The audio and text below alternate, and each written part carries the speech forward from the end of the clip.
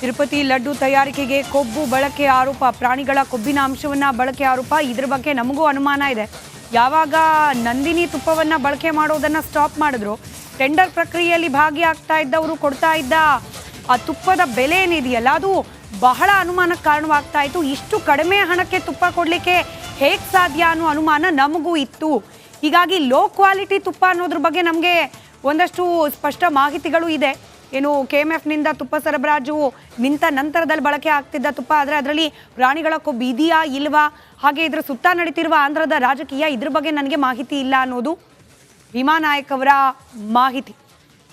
ತಿರುಪತಿ ತಿಮ್ಮಪ್ಪನ ಲಡ್ಡು ವಿಚಾರದಲ್ಲಿ ಇದೀಗ ಪ್ರಾರಂಭವಾಗಿರುವ ರಾಜಕೀಯ ಮಾತ್ರವಲ್ಲ, ತಿಮ್ಮಪ್ಪನ ಭಕ್ತರಿಗೂ ಕೂಡ ಅನುಮಾನಕ್ಕೆ ಆತಂಕಕ್ಕೆ ಕಾರಣವಾಗ್ತಾ ಇದೆ. ಅತ್ಯಾಚಾರ ಆರೋಪವನ್ನು ಎದುರಿಸ್ತಾ ಇದ್ದ ನೃತ್ಯ ನಿರ್ದೇಶಕ ಜಾನಿ ಮಾಸ್ಟರ್ ಬಂಧನವಾಗಿದೆ. 21 ವರ್ಷದ ನಟಿಯ ಅತ್ಯಾಚಾರ ಆರೋಪ ಪ್ರಕರಣ ಇವ್ರ ಮೇಲಿತ್ತು. ನೆರೆ ರಾಜ್ಯದಲ್ಲಿ ಜಾನಿ ಮಾಸ್ಟರ್ ಬಂಧನವಾಗಿದೆ. ತೆಲಂಗಾಣ ಪೊಲೀಸರಿಂದ ಜಾನಿ ಮಾಸ್ಟರ್ ಅನ್ನು ಅರೆಸ್ಟ್ ಮಾಡಲಾಗಿದೆ. ಹೈದರಾಬಾದ್ನತ್ತ ಕರೆದೊಯ್ತಾ ಇದ್ದಾರೆ ಪೊಲೀಸರು. 21 ವರ್ಷದ ಯುವತಿ ಮೇಲೆ ಅತ್ಯಾಚಾರ ಎಸಗಿದ ಆರೋಪ ಜಾನಿ ಮಾಸ್ಟರ್ ಮೇಲೆ ಕೇಳೋಕೆ ಸಿಕ್ಕಿತ್ತು. ಇದೀಗ ತೆಲಂಗಾಣದಲ್ಲಿ ಜಾನಿ ಮಾಸ್ಟರ್ ಬಂಧನವಾಗಿದೆ. ಹೈದರಾಬಾದ್ನತ್ತ ಕರೆದೊಯ್ತಾ ಇದ್ದಾರೆ ಪೊಲೀಸರು ಅನ್ನೋ ಮಾಹಿತಿ ಕೂಡ ಲಭ್ಯವಾಗಿದೆ. ಡಿಸಿಎಂ ಡಿಕೆ ಶಿವಕುಮಾರ್ ಅವರ ಅತ್ಯಾಪ್ತ ಶಾಸಕರೊಬ್ಬರ ಹೇಳಿಕೆ ರಾಜ್ಯ ರಾಜಕಾರಣದಲ್ಲಿ ಸಂಚಲನ ಮೂಡಿಸಿದೆ. 2028ಕ್ಕೆ ಡಿಕೆ ಶಿವಕುಮಾರ್ ಸಿಎಂ ಆಗ್ತಾರೆ ಅಂತ ಹೇಳುವ ಮೂಲಕ ಶಾಸಕ ಕದಲೂರು ಉದಯ್ ಅಚ್ಚರಿ ಮೂಡಿಸಿದ್ದಾರೆ. ಮದ್ದೂರು ಬ್ಲಾಕ್ ಕಾಂಗ್ರೆಸ್ ಅಧ್ಯಕ್ಷರ ಪದಗ್ರಹಣ ಕಾರ್ಯಕ್ರಮದಲ್ಲಿ ಮಾತನಾಡಿರುವ ಶಾಸಕ ಕದಲೂರು, 2028ಕ್ಕೆ ಡಿಕೆ ಶಿವಕುಮಾರ್ ಸಿಎಂ ಆಗ್ತಾರೆ, ಒಕ್ಕಲಿಗರೆಲ್ಲರೂ ಸೇರಿ ಡಿಕೆ ಶಿವಕುಮಾರ್ ಅವರನ್ನ ಮುಖ್ಯಮಂತ್ರಿ ಮಾಡೋಣ, ಒಗ್ಗಟ್ಟಿನಿಂದ ನಾವೆಲ್ಲ ದುಡಿದು ಪಕ್ಷವನ್ನ ಗಟ್ಟಿಗೊಳಿಸೋಣ ಅಂತ ಕಾರ್ಯಕರ್ತರಿಗೆ ಒಗ್ಗಟ್ಟಿನ ಪಾಠ ಮಾಡಿದ್ದಾರೆ. ನಮ್ಮ ಅಧ್ಯಕ್ಷರು ಡಿಕೆ ಶಿವಕುಮಾರ್ ಅವರ ನಾಯಕತ್ವ ಬಂದ ನಂತರ ಈ ರಾಜ್ಯದಲ್ಲಿ ಹೇಗೆ ಕಾಂಗ್ರೆಸ್ ಪಕ್ಷ 136 ಸೀಟ್ನ ಗೆಲ್ಲಿಕ್ಕೆ ಸಾಧ್ಯ ಆಯಿತು, ಅದೇ ರೀತಿ ಈ ಮದ್ದೂರು ತಾಲೂಕಿನಲ್ಲೂ ಕೂಡ ಒಂದು ಹೊಸ ಹುರುಪನ್ನ ಕೊಟ್ಟು ನಮಗೆ ಇಲ್ಲಿ ಗೆಲ್ಲಕ್ಕೆ ಒಂದು ಆಶೀರ್ವಾದವನ್ನ ಇವತ್ತು ಮಾಡಿದ್ದಾರೆ. ನಮ್ಮ ಎಲ್ಲ ಕಾರ್ಯಕರ್ತರು ಬಲಿಷ್ಠರಾಗಲಿಕ್ಕೆ ಒಂದು ಅವಕಾಶವನ್ನ ಇವತ್ತು ಕಲ್ಪಿಸಿಕೊಟ್ಟಿದ್ದಾರೆ. ಶಾಸಕ ಮುನಿರತ್ನ ವಿರುದ್ಧ ಕೇಳಿ ಬಂದಿರುವ ರೇಪ್ ಕೇಸ್ ವಿಚಾರಕ್ಕೆ ಗೃಹ ಸಚಿವ ಡಾಕ್ಟರ್ ಜಿ ಪರಮೇಶ್ವರ್ ಪ್ರತಿಕ್ರಿಯೆ ಕೊಟ್ಟಿದ್ದಾರೆ. ಈ ಬಗ್ಗೆ ದೂರು ಬಂದಿದೆ, ಕಾನೂನು ಪ್ರಕಾರ ಕ್ರಮ ಆಗುತ್ತದೆ ಅಂತ ಪರಮೇಶ್ವರ್ ಬೆಂಗಳೂರಿನಲ್ಲಿ ಹೇಳಿದ್ದಾರೆ. ಆರೋಪದ ಬಗ್ಗೆ ಹೆಚ್ಚಿನ ಮಾಹಿತಿ ನನಗಿಲ್ಲ, ಮುಂದೆ ಆ ವಿಚಾರದ ಬಗ್ಗೆ ತಿಳಿದುಕೊಂಡು ಮಾತನಾಡ್ತೇನೆ. ಕಾನೂನು ಬಾಹಿರವಾಗಿ ಏನಾದರೂ ನಡೆದಿದ್ದೇ ಹೌದಾದ್ರೆ ಕ್ರಮ ಆಗಿಯೇ ಆಗುತ್ತೆ ಅಂತ ಪರಮೇಶ್ವರ್ ಹೇಳಿದ್ದಾರೆ. ದೂರು ಕೊಟ್ಟಿದ್ದಾರೆ, ದೂರು ತಗೊಂಡು ಅದಕ್ಕೇನು ಕಾನೂನು ಪ್ರಕಾರ ಕ್ರಮ ಮಾಡಬೇಕು ಅದನ್ನು ಮಾಡ್ತಾರೆ. ಫರ್ದರ್ ಡೀಟೇಲ್ಸು ನನಗೆ ಇನ್ನೂ ಬ್ರೀಫಿಂಗ್ ಆಗಿಲ್ಲ, ಆದಮೇಲೆ ಹೇಳ್ತೇನೆ. ದೂರು ಕೊಟ್ಟಿದ್ದಾರೆ, ದೂರು ತಗೊಂಡು ಅದಕ್ಕೇನು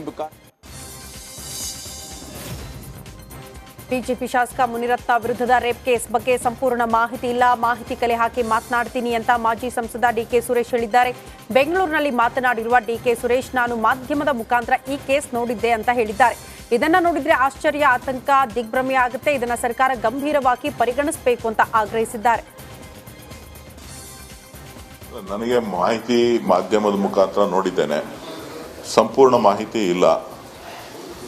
ಸೊ ಸಂಪೂರ್ಣ ಮಾಹಿತಿ ಇಲ್ಲದೇ ಇರೋದ್ರಿಂದ ನಾನೇನು ಹೆಚ್ಚಿಗೆ ಮಾತನಾಡಲಿಕ್ಕೆ ಹೋಗೋದಿಲ್ಲ. ನಾನು ಇವತ್ತು ಎಲ್ಲ ವಿಚಾರಗಳನ್ನು ಸಂಪೂರ್ಣವಾದಂಥ ಮಾಹಿತಿಯನ್ನು ಕಲೆ ಹಾಕಿ ಮಾತನಾಡ್ತೀನಿ. ಕೆಲವೊಂದು ವಿಚಾರಗಳು ಗಮನಿಸಿದಾಗ ಕೆಲವು ಮಾಧ್ಯಮದಲ್ಲೇನು ಸ್ಟಿಂಗ್ ಆಪರೇಷನ್ ಮುಖಾಂತರನ ಏನೋ ಮಾಡಿ ಬಂದಿದೆ, ಅದನ್ನು ನೋಡಿದಾಗ ಬಹುಶಃ ಆಶ್ಚರ್ಯನೂ ಆಗ್ತದೆ, ದಿಗ್ಭ್ರಮೆನೂ ಆಗ್ತದೆ, ಭಯನೂ ಆಗ್ತದೆ.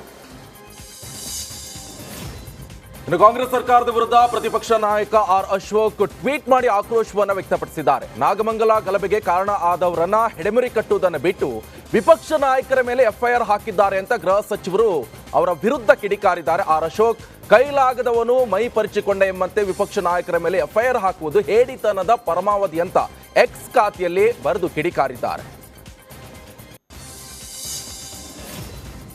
ಡಿಸಿಎಂ ಡಿಕೆ ಶಿವಕುಮಾರ್ ದೆಹಲಿಗೆ ತೆರಳಿದ್ದು ಯಾವ ಕಾರಣಕ್ಕೆ ದೆಹಲಿಗೆ ಹೋಗಿದ್ದಾರೆ ಅನ್ನೋದು ಗೊತ್ತಿಲ್ಲ ಅಂತ ಗೃಹ ಸಚಿವ ಡಾಕ್ಟರ್ ಜಿ ಪರಮೇಶ್ವರ್ ಹೇಳಿದ್ದಾರೆ. ಡಿಕೆ ಶಿವಕುಮಾರ್ ಕೆಪಿಸಿಸಿ ಅಧ್ಯಕ್ಷರಾಗಿರುವ ಕಾರಣ ಹೈಕಮಾಂಡ್ ಕರೆದಿರಬಹುದು. ಹೈಕಮಾಂಡ್ ಕೆಲವೊಂದು ಸೂಚನೆ ನೀಡುವುದಕ್ಕೆ ಕರೆದಿರುವ ಸಾಧ್ಯತೆ ಇದೆ. ಇಂಥದ್ದೇ ಕೆಲಸಕ್ಕೆ ಹೋಗಿದ್ದಾರೆ ಅಂತ ಗೊತ್ತಿಲ್ಲ ಅಂತ ಹೇಳಿದ್ದಾರೆ. ನನಗೆ ಗೊತ್ತಿಲ್ಲ ಅದು. ನಾನು ಅವರ ಟೂರ್ ಪ್ರೋಗ್ರಾಮನ್ನು ರೆಗ್ಯುಲರ್ ಆಗಿ ಒಂದೊಂದು ಸಾರಿ ಫಾಲೋ ಮಾಡಲ್ಲ. ಅವರಿಗೆ PCC ಅಧ್ಯಕ್ಷರಿದ್ದಾರೆ, ಹೈಕಮಾಂಡ್ನವರು ಕರೆಸ್ತಾ ಇರ್ತಾರೆ. ಹಾಗಾಗಿ ಏನು ಪ್ರೋಗ್ರಾಮ್ಸ್ಗಳು ಕೊಡಬೇಕು, ನ್ಯಾಷನಲ್ ಲೆವೆಲ್ನಲ್ಲಿ ಏನಾಗುತ್ತೆ ಅದೇ ಪ್ರೋಗ್ರಾಮ್ ಸ್ಟೇಟಲ್ಲಿ ಮಾಡಬೇಕು ಅಂತೇಳಿ ಕರಿತಾ ಇರ್ತಾರೆ. ಈಗ ನಾನು ಅಧ್ಯಕ್ಷ ಇದ್ದಾಗ ನನಗೂ ಕರೆಯೋರು, ಕರೆದು ಸೂಚನೆ ಕೊಡೋರು, ಈ ರೀತಿ ಪ್ರೋಗ್ರಾಮ್ ಮಾಡಿ ಅಂತ ಹೇಳೋರು, ಅದೆಲ್ಲ ಇರುತ್ತೆ ಸಂಘಟನೆ ದೃಷ್ಟಿ.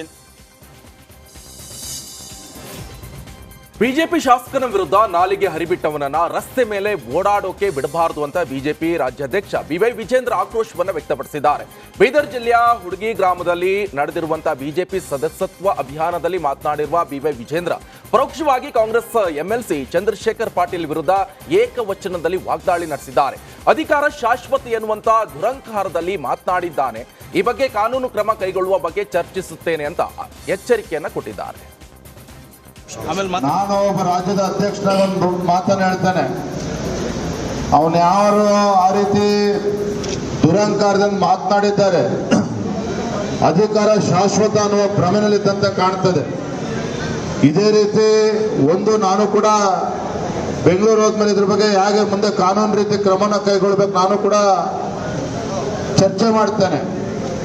ಆದರೆ ಈ ರೀತಿ ನಾಲ್ಗೆ ಹರಿಬಿಡ್ತಕ್ಕಂಥ ಶಾಸಕ ಏನಿದ್ದಾನೆ ರಸ್ತೆನಲ್ಲಿ ಓಡಾಡೋಕ್ಕೂ ಕೂಡ ನೀವು ಅವಕಾಶ ಕೊಡಬಾರ್ದು. ಆ ರೀತಿ ಕಾಂಗ್ರೆಸ್ ಸರ್ಕಾರದ ಪ್ರಮುಖ ಸಚಿವರಿಂದ ಸಂಜೆ ದಿಢೀರ್ ಜಂಟಿ ಮಾಧ್ಯಮಗೋಷ್ಠಿ ಕರೆಯಲಾಗಿದೆ. ಕೆಪಿಸಿಸಿ ಕಚೇರಿಯಲ್ಲಿ ಮಾಧ್ಯಮಗೋಷ್ಠಿ ನಡೆಯಲಿದೆ. ಮಾಧ್ಯಮಗೋಷ್ಠಿಯಲ್ಲಿ ಸಚಿವ ದಿನೇಶ್ ಗುಂಡೂರಾವ್, ಕೃಷ್ಣ ಬೈರೇಗೌಡ, ಸಂತೋಷ್ ಲಾಡ್ ಹಾಗೂ ಸಿಎಂ ಕಾನೂನು ಸಲಹೆಗಾರ ಪೊನ್ನಣ್ಣ ಭಾಗಿಯಾಗಲಿದ್ದಾರೆ. ಒನ್ ನೇಷನ್ ಒನ್ ಎಲೆಕ್ಷನ್ ವಿರುದ್ಧ ಮಾತನಾಡುವ ಸಾಧ್ಯತೆ ಇದೆ. ಬಿಜೆಪಿ ಶಾಸಕ ಮುನಿರತ್ನ ವಿರುದ್ಧ ಕಾಂಗ್ರೆಸ್ ಬೃಹತ್ ಪ್ರತಿಭಟನೆ ನಡೆಸಿದೆ. ಬೆಂಗಳೂರು ಕಾಂಗ್ರೆಸ್ ಜಿಲ್ಲಾ ಘಟಕದಿಂದ ಕೆಪಿಸಿಸಿ ಕಚೇರಿಯ ತನಕ ಪ್ರೊಟೆಸ್ಟ್ ಮಾಡಲಾಯಿತು. ಇನ್ನು ಬಿಜೆಪಿ ವಿರುದ್ಧ ರೋಷಾವೇಶ ಹೊರಹಾಕಿರುವಂತಹ ಪ್ರತಿಭಟನಾಕಾರರು ಮುನಿರತ್ನ ಅವರನ್ನ ಬಿಜೆಪಿಯಿಂದ ಹೊರಹಾಕುವಂತೆ ಆಗ್ರಹಿಸಿ ಘೋಷಣೆಯನ್ನ ಕೂಗಿದ್ದಾರೆ.